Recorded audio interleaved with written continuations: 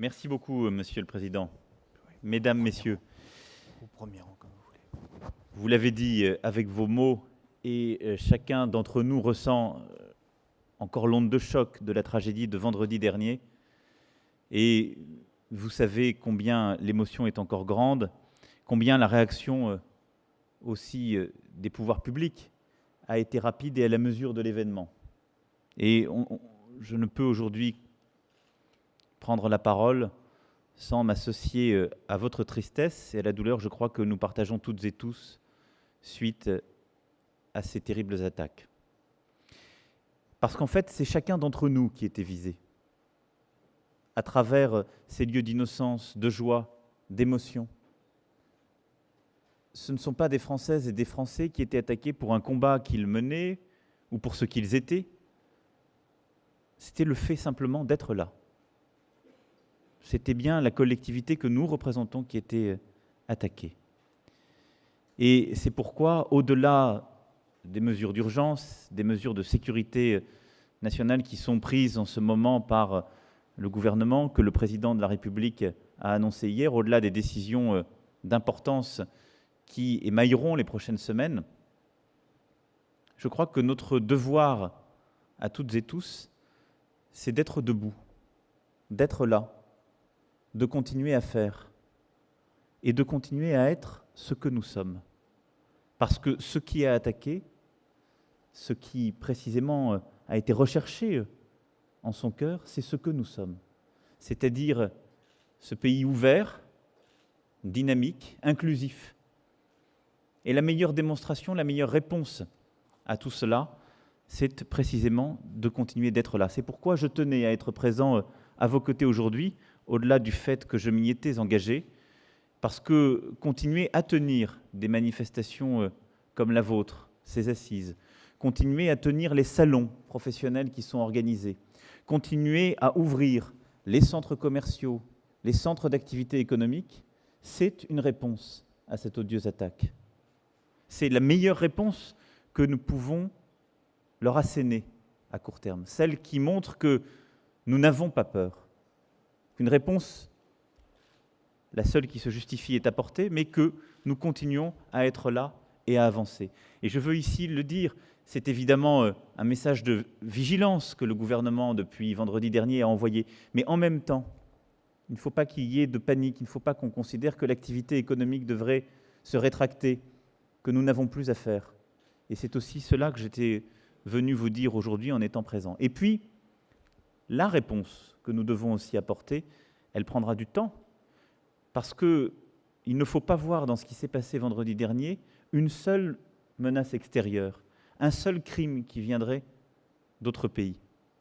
Il faut regarder en face le fait que notre société, notre économie, a aussi produit de l'anomie, de l'exclusion, des destins individuels qui ont pu conduire certaines et certains à aller jusqu'à ces atrocités. Et si collectivement, acteurs économiques, et vous en êtes, nous n'apportons pas une réponse à la hauteur de ces défis, nous aurons là aussi manqué quelque chose, parce que notre défi, il est aussi intérieur. Je veux maintenant revenir au service et à ce pacte que vous venez de me remettre, Monsieur le Président, parce qu'il y a en effet plusieurs mois, je m'y étais engagé, et je veux ici vous en remercier, vous vous êtes mobilisés. Et collectivement, vous avez travaillé pour faire ces propositions, pour précisément avancer et vous saisir de ces filières que représentent les services. Et vous l'avez dit, on les a trop souvent négligés, on a une tradition industrielle, mais l'industrie en France n'a pas la richesse, ou en tout cas le caractère inclusif du mot anglo-saxon, et elle oppose en quelque sorte l'industrie d'une part, les services de l'autre. Je préfère y retrouver une réconciliation sur laquelle je reviendrai. Parce que vous occupez une place importante dans notre économie, vous vous en rappeliez les chiffres à l'instant, ce sont près des 2/3 de notre PIB, parce que vous occupez une place déterminante dans la compétitivité, d'une part parce que beaucoup de services sont les intrants même des secteurs industriels exposés à la mondialisation, mais aussi parce que vous êtes au cœur de la montée en gamme, de la différenciation du secteur industriel, enfin parce que les liens réels, quotidiens, l'économie au plus proche de nos concitoyens, elle passe très largement par les services. Et donc, pour toutes ces raisons, il était important qu'on puisse formaliser le travail, le structurer, et puis, en quelque sorte, partager quelques convictions. Vous les avez retranscrites dans ce projet de pacte, et je voulais aujourd'hui y apporter réponse. Structurer le travail que je compte avec vous conduire dans les prochains mois et les prochaines années autour de 3 impératifs. Le premier, c'est de réussir votre transformation pour réaliser le potentiel d'emploi que, précisément, ces secteurs recèlent, avec notamment la révolution numérique que vous avez évoquée. Ensuite, c'est de tirer la transformation des autres secteurs en décloisonnant encore davantage industrie et services, ce qui exige là aussi encore plus d'innovation. Et puis enfin, c'est de définir un plan d'action très concret. Vous m'y avez invité et c'est là-dessus que je voudrais revenir. Alors réussir la transformation des services, c'est en quelque sorte ce que la transformation même des usages dans notre société, de notre économie, exige. D'une part parce que les consommateurs sont à la recherche de services plus personnalisés, toujours plus innovants, qui obligent à développer des métiers très qualifiés pour lesquels la créativité, la capacité d'adaptation sont essentielles et difficilement automatisables. Et concrètement, les métiers commerciaux, tournés vers les attentes des usagers, sont en profonde transformation pour toutes ces raisons. La publicité, l'événementiel, la formation professionnelle sont aussi à la fois des gros réservoirs d'activité et des secteurs en profonde transformation en raison même de ces nouveaux défis. Et tous les nouveaux services proprement liés au numérique, qu'il s'agisse du codage ou du développement d'applications, sont au cœur précisément de ces changements. Transformation d'usage chez nos concitoyens, transformation de pratiques et d'organisation professionnelle, transformation de nos modèles économiques qui impliquent précisément une transformation des services.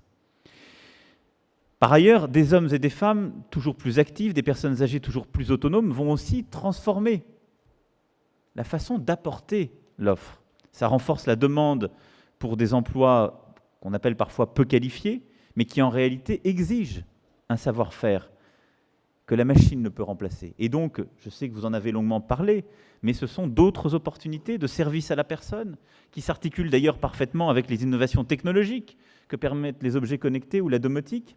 Et donc, il y a une avancée, si je puis dire, de pair sur tous ces secteurs. Concrètement, pour les services, un formidable potentiel de croissance se trouve dans les services à la personne, dans l'hôtellerie, dans le tourisme, avec véritablement un potentiel d'emploi et une question qui est comment maximiser cette dernière. Alors, il y a une chance qui nous est offerte pour saisir justement cette transformation, c'est le numérique. Et vous en parliez dans votre propos. Le numérique bouleverse profondément vos modèles d'affaires, que ce soit dans l'hôtellerie, dans le transport, dans la banque, dans les services à la personne. Ils sont tous touchés, tous confrontés à ce qu'on appelle ces disruptions, c'est-à-dire ces transformations profondes et rapides. Et pour les penser, pour les accompagner, nous devons justement tout faire pour que l'émergence du numérique soit la plus simple, la plus rapide possible. Ne pas la voir simplement comme une menace et chercher à protéger les acteurs qui sont déjà en place, mais tout faire pour que le numérique contribue à la transformation des modèles d'affaires en place, contribue à la maximisation de la valeur créée, du nombre d'emplois créés sur notre territoire. Alors cela suppose, de notre part, de clarifier parfois les règles. Nous l'avons fait en matière d'hôtellerie et de tourisme. Cela suppose aussi de tout faire pour que les acteurs en place puissent investir, former plus facilement, afin de prendre leur part dans cette nouvelle économie. Et nous avons toutes les capacités pour le faire. Et là-dessus, je veux vous dire que les secteurs du tourisme seront au cœur de la stratégie pour les nouvelles opportunités économiques, tout comme l'industrie, pour que nous puissions saisir ces transformations. Qu'est-ce que ça veut dire? La capacité offerte dans certains secteurs à avoir un cadre clair, je viens de l'évoquer. Ensuite, à attirer les talents quand ils sont critiques, et donc avoir le cadre fiscal qui permet de le faire. Ensuite, se financer de manière la plus efficace, et donc avoir le cadre juridique, fiscal qui convient pour que ces nouveaux acteurs, ou les acteurs existants qui doivent se moderniser, puissent le faire. Avoir la politique également de formation qui permette d'accompagner les acteurs, et en particulier les moins qualifiés des services, à la transformation de leur mission. Et là-dessus, acteurs publics comme acteurs privés ont une responsabilité fondamentale. Nous, chaque jour, nous le mesurons à travers les entreprises du secteur public. Je ne voudrais citer ici qu'un exemple, celui de la Poste, qui, dans les services qu'elle offre précisément à nos concitoyens, se transforme en profondeur grâce au numérique, change son activité, change son offre, et donc sa politique d'investissement, sa politique de formation, et nous l'avons accompagné parce qu'il me semble que c'est un exemple tout à fait emblématique de cette transformation en profondeur.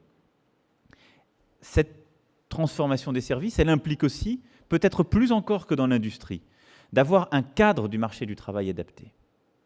C'est-à-dire d'avoir les souplesses, l'agilité qui convient. Et Myriam El Khomri comme moi-même travaillerons dans les prochaines semaines pour que, d'une part, en termes de forfait jour, en termes de télétravail, en termes de capacité à simplifier les mécanismes de groupement d'employeurs, nous puissions apporter autant de réponses que le numérique justifie plus encore et qui sont parfois autant d'instabilités que le rapport récent dirigé par Bruno Mettling a pu mettre en évidence et qui touche tout particulièrement vos secteurs. Pour vous appuyer dans cette transformation et réaliser le potentiel d'emploi, les pouvoirs publics ont une responsabilité, et vous la mentionnez dans la priorité numéro 2 du pacte service, c'est reconnaître justement les mutations structurelles du travail et adapter notre modèle social à l'ère du service. Vous l'avez évoqué. Et c'est tout cela que je veux aussi que nous puissions travailler. Ça passe par le compte personnel d'activité qui permettra aux salariés de plus facilement passer d'une entreprise à l'autre, d'un secteur d'activité à l'autre, mais bien au-delà. Ce qu'il nous faut simplifier, et c'est fondamental pour le secteur des services, ce sont les transitions professionnelles. C'est faciliter l'initiative économique pour les individus, la possibilité de créer, dans nombre de secteurs qui sont les vôtres, leur propre entreprise. La facilité qui est ensuite offerte de grandir, et donc simplicité en termes juridiques et fiscalo-social, pour créer des parcours de croissance qui aujourd'hui sont plutôt des parcours d'obstacles. Et puis une plus grande simplicité en termes de qualifications et métiers pour éviter que nos exigences de qualité ou de label ne soient des barrières à l'entrée, ce qui est encore trop souvent le cas. Alors il faut reconnaître les qualités des formations en place, de l'offre des professionnels en place, mais en même temps, il nous faut savoir ouvrir les portes dans certains secteurs d'activité pour faire que la recherche de qualité ne soit pas une barrière à l'entrée. Parce que c'est précisément trop souvent ces mécanismes qui ont conduit à des exclusions trop faciles ou qui ont conduit à ce que notre société, dans un dualisme qu'elle chérit, c'est-à-dire qu'il y avait d'un côté la possibilité d'avoir des contrats à durée indéterminée dans des secteurs bien identifiés avec des qualifications bien labellisées, et de l'autre part des minima sociaux pour les publics les moins protégés. Il y a la place pour un droit à l'initiative économique, il y a la place pour rentrer dans certains secteurs avec des qualifications qui sont parfois un peu moindres, si on crée là aussi un parcours qualifiant. Si collectivement, et ce sera le rôle de vos organisations, on aide chacune et chacun à monter en qualité, à se différencier. Et c'est pourquoi, pour précisément aller au bout de cette volonté de vitalité des services, la priorité numéro 4 de votre pacte me semble particulièrement importante également, et je voulais ici la souligner, simplifier l'environnement réglementaire. Je m'engage à ce que dans les prochains mois, nous puissions travailler, comme nous avons structuré la chose avec le Conseil national de l'industrie, à un mécanisme d'engagement par l'État de non-surtransposition des directives européennes, qui, pendant très longtemps, ont été un problème de la complexification croissante de notre environnement juridique. Mais au-delà, qu'on puisse regarder ensemble quelles sont les surtranspositions existantes qui ont pu conduire dans certains secteurs à créer une norme inutile. Et sur ce sujet-là, comme sur d'autres, il me semble essentiel qu'on puisse aller au bout de cette simplification à la lumière de ce que j'évoquais à l'instant sur les parcours de croissance. Le deuxième impératif, je l'évoquais, c'est le fait que les services ne doivent pas seulement se transformer eux-mêmes, ils doivent transformer notre économie tout entière. Ce qui suppose d'aller au bout de la complémentarité qui est déjà de fait entre les services et l'industrie. J'ai moi-même souhaité, au printemps dernier, lorsque nous avons ouvert cette deuxième saison de la Nouvelle France industrielle, repenser cette convergence. Parce qu'aujourd'hui, on ne produit plus un objet qu'on vendrait en série, on produit des solutions industrielles à des clients, en France comme à l'international. Et ces solutions, c'est la réconciliation des objets industriels, du numérique et des services qui y sont attachés. Et la valeur de la production industrielle, elle passe dans les services d'innovation, d'accompagnement de l'objet, des personnes mises à disposition, et l'innovation et le service attaché à l'objet tout au long de la vie de celui-ci.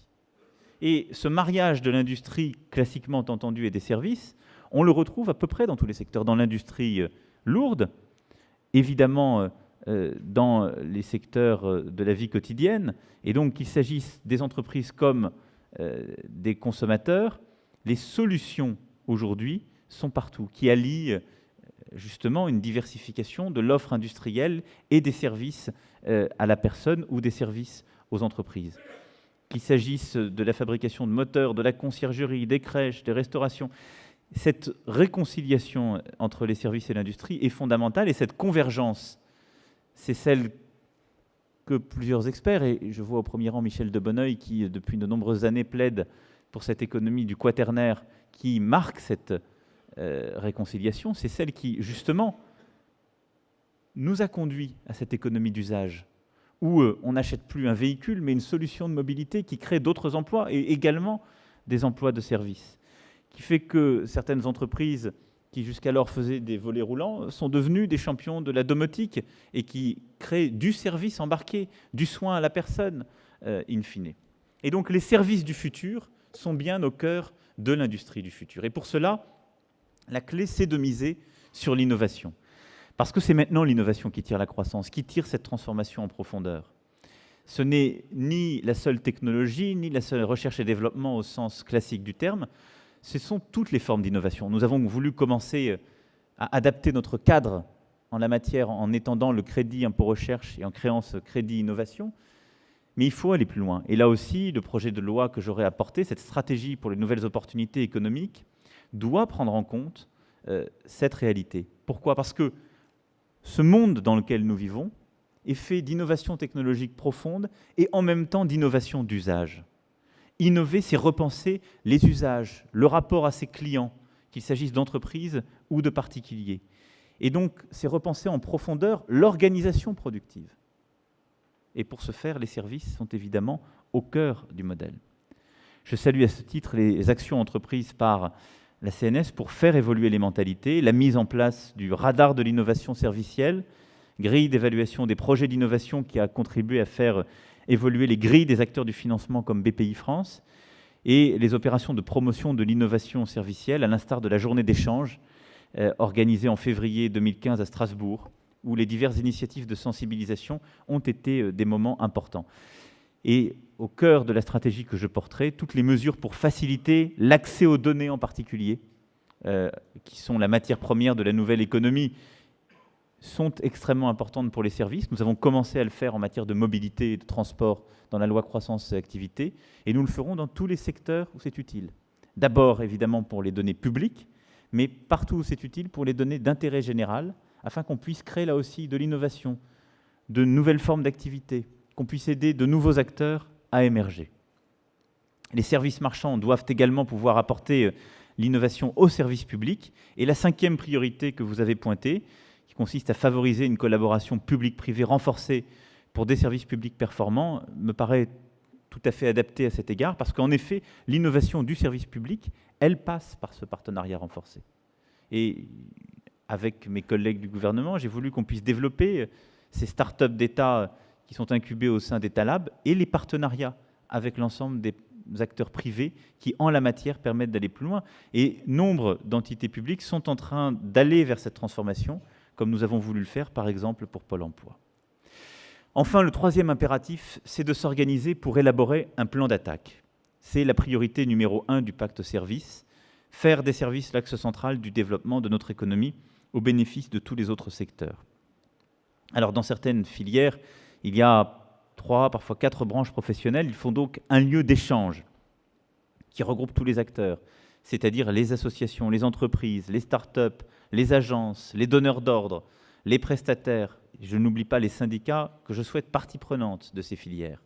C'est ce que nous avons réussi à faire historiquement au sein du Conseil national de l'industrie en le déclinant à travers différentes filières. C'est ce que vous proposez pour la CNS et je pense que c'est une bonne idée. Et une filière n'est pas uniquement un lieu de dialogue entre les acteurs, c'est également un lieu d'échange avec les pouvoirs publics. Ça ne se substitue pas aux branches, mais ça donne une visibilité, une coordination qui me paraît particulièrement adaptée aux défis que vous avez rappelés. Et 3 secteurs se sont engagés dans une phase de préfiguration.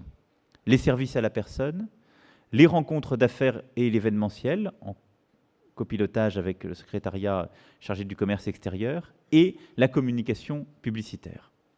Et je remercie ici les trois préfigurateurs, Dominique Léry, Renaud Hamed et Mercedes Hera, d'avoir accepté de prendre de leur temps à travers cet engagement à vos côtés pour que chacune et chacun dans leur secteur respectif, ils puissent faire avancer ces missions. Et je souhaite qu'on puisse avoir là aussi des résultats concrets. Et les premières réunions des comités stratégiques de filière auront lieu d'ici le printemps 2016. Je veux qu'on puisse, à cette échéance, avoir véritablement des listes d'actions. Et moi, je m'engage à ce que mes services non seulement soient à votre disposition, mais puissent avancer dans cette perspective et que les propositions de contrats de filière soient, d'ici l'été-automne 2016, finalisées. Nous avons besoin d'éléments précis, concrets, fiables pour pouvoir avancer. Parce qu'au-delà des engagements faits, au-delà du travail de structuration auquel vous avez déjà abouti, il est nécessaire maintenant que nous ajoutions des mesures précises, un engagement au-delà de la concertation. Vous l'avez compris, et je conclurai sur ce point, dans les jours que nous traversons, il est important de continuer et même d'aller plus loin. Et l'initiative que, il y a plusieurs mois, vous avez lancée, qui nous rassemble aujourd'hui, elle est emblématique. Vous voulez une France qui gagne, moi aussi. Et cette France, elle gagnera si toutes celles et ceux qui sont en place, et nous en sommes, décident de pousser encore davantage, de se dépasser, de donner une place à celles et ceux qui n'y sont pas suffisamment, ou trop peu, et donnent un sens à cet engagement collectif. C'est cela que vous voulez faire dans les services, et c'est pour cela que vous me trouverez à vos côtés. Merci pour votre attention.